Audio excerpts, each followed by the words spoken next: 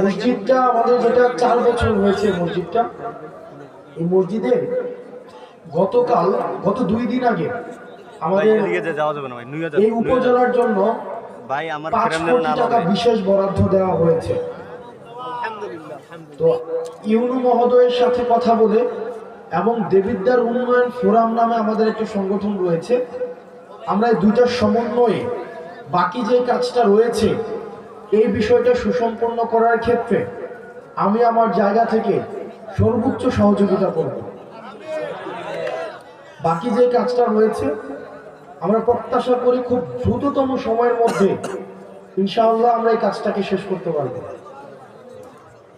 আর আপনারা এখানে যারা আছেন অধিকাংশ মানুষ হচ্ছেন আমাদের আশেপাশের গ্রামের, কেউ হচ্ছেন আমার বাবার বয়সের, কেউ আমার বাবার সাথে চলাফেরা করেছেন, আমাদের চাচাদের সাথে চলাফেরা করেছেন, কেউ আমার দাদার বয়সে আসছে, আজকে অনেকে আমার দাদার কথা বলছিলেন। এই গ্রামের সবাই আত্মীয়, কোনো না কোনোভাবে সবাই আত্মীয়। রফিকুল ইসলাম মাদানী সাহেব তিনি আসছেন। আমি আপনাদের কাছে দুইটা জিনিস অনুরোধ করব আপনাদের কাছে। একটা আমার বিষয় হচ্ছে, আমি যেহেতু এখানে আমার জন্ম এই গ্রামে, আমি এই গ্রামে মাঝে মাঝে, যদিও আমি দেবিদ্বারে বড় হয়েছি, ক্লাস 2-তে আমি বাসায় দেবিদ্বারে চলে যাই, কিন্তু দুঃখজনক বিষয় একটা এই গ্রাম সম্পর্কে বা আশেপাশের গ্রাম সম্পর্কে, সেটা হচ্ছে যে আমরা পড়াশোনার ক্ষেত্রে আমরা এই গ্রামের মানুষ বা আশেপাশের কয়েকটা মানুষ অনেক বেশি পিছিয়ে আছে, অনেক বেশি। সেটা হতে পারে কয়েকটা কারণে। 1 নম্বর কারণ হচ্ছে যে এই এলাকা থেকে বিদেশে যাওয়ার সহজলভ্যতাটা অনেক বেশি।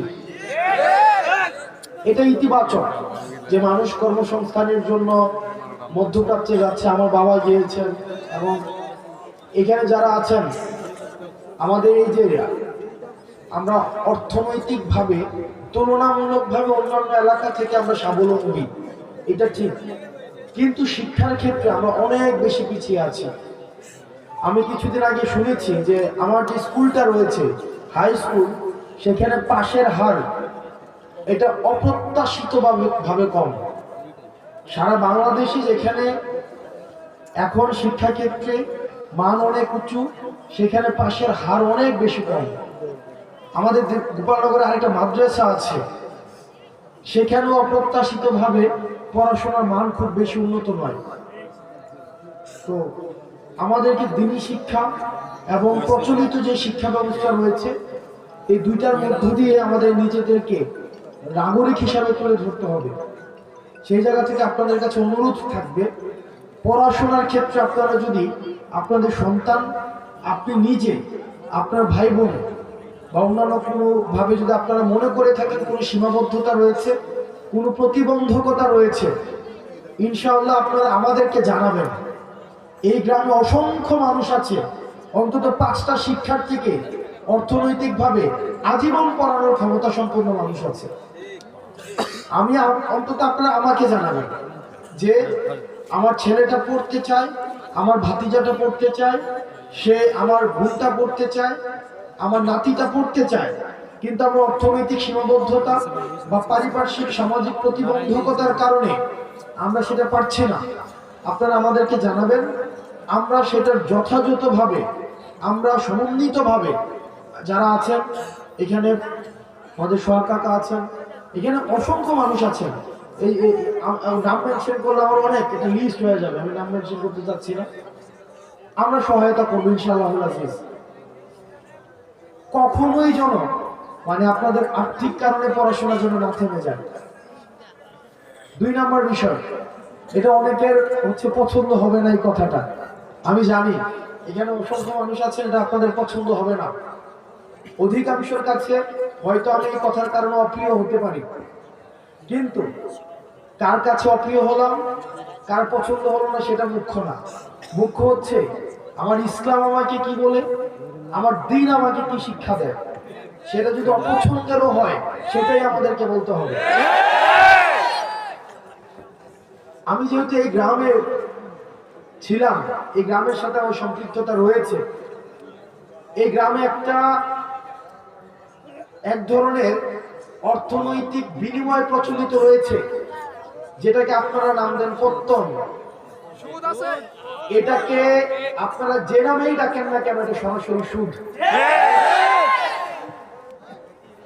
আমার পরিবার সহ আশেপাশে অনেকে আছে এই ধরনের বিষয়ের সাথে সম্পৃক্ত ছিল, কিন্তু আমরা যখন বুঝেছি, আমরা যখন পড়াশোনা করে জেনেছি, আমরা যখন আলেমদের থেকে পরামর্শ নিয়েছি, বিশ্বাস করেন যেই দিন থেকে আমরা এই পথ থেকে ফিরে এসেছি, বরং সচ্ছলতা আরো বেশি প্রশস্ত হয়েছে।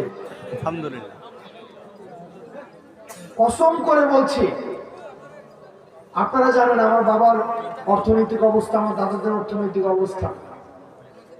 যেই দিন থেকে এই জায়গা থেকে আমরা ফিরে এসেছি, আমাদের অর্থনৈতিক যে সচ্ছলতা, আমাদের নিয়ামত সৃষ্টিকর্তা আমাদেরকে যেভাবে দিচ্ছেন, আমরা প্রতিনিয়ত আল্লাহর কাছে অকৃত্রিম কৃতজ্ঞতা প্রকাশ করি। আপনাদের কাছে অনুরোধ থাকবে, এই যে আমরা দেখি টাকা থেকে টাকা বৃদ্ধি পায়, এটা অসংখ্য পরিবারকে নিঃস্ব করে দেয়। আমি নিজে দেখেছি, আমার বাড়ির মধ্যে এইসব বিষয় মেয়াল হয়েছে, ছোটবেলায় আমি দেখেছি, বা আমি দেবীদের থেকে আসতাম যখন দেখতাম। অনেকে আমাকে অপছন্দ করতে পারেন, আপনি আমাকে অপছন্দ করেন, সেটা আমার দেখার বিষয় না, কিন্তু এটাই সত্য। এখানে সবাইও যদি অপছন্দ করেন, এটাই সত্য। এবং সুদের বিরুদ্ধে আমাদের একটা সামাজিক ভাবে এটাকে প্রতিরোধ করতে হবে। আমরা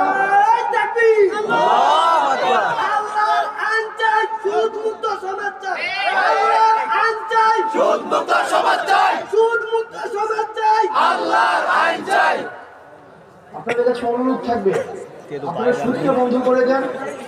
আমরা চেষ্টা করব, আমার ক্যামেরা ফুল ফ্রেম আছে। আপনারা যদি আমাদেরকে সহায়তা করেন, আপনারা যদি আমাদেরকে সহায়তা করেন, আমরা আমার জায়গা থেকে চেষ্টা করব সামাজিক যে ঋণকে সহজলভ্য করা, সামাজিক ঋণ প্রদানকে সহজলভ্য করা। আপনাদের কাছে মনে হতে পারে যে এটা একটা মাহফিল,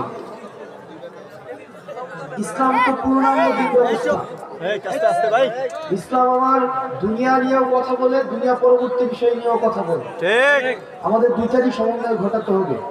আমি আমার ক্ষুদ্র জ্ঞানে, আমি যেহেতু সামাজিক সমস্যাগুলো আমার কাছে মানুষ নিয়ে আসে, আমার যেহেতু দৃষ্টগোচর হয়, সেজন্য আজকে আপনারা শপথ করেন, যার এই ধরনের টাকা বিনিয়োগ হয়েছে পত্তন নামে, সুদ নামে, সেটা আর খাবেন না। আমরা ঋণকে সহজ করে দিব।